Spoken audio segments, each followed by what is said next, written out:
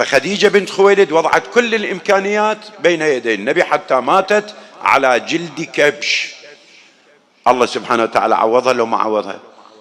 هسه بالآخر أنا ما أدري مقام خديجة. النبي يقول كملت من النساء 4: آسيا ومريم وخديجة وفاطمة، يعني وحدة من 4 نسوان بالعالم من آدم إلى قيام الساعة، 4 نسوان كاملات منين خديجة؟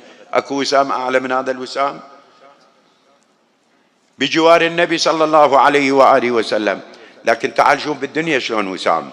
بالدنيا الوسام أن الله تبارك وتعالى رزق النبي الامتداد الطبيعي له من خديجة، وهذا أكبر وسام.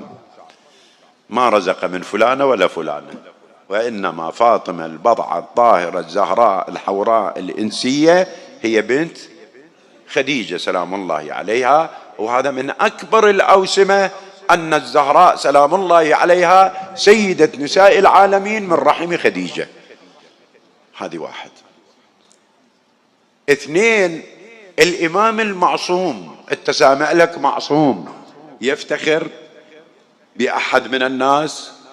الإمام. أنت هسه من الزور الحسين هذا الكبير، الحسين تقول له السلام عليك يا ابن خديجة، مو شنو الوسام القوي.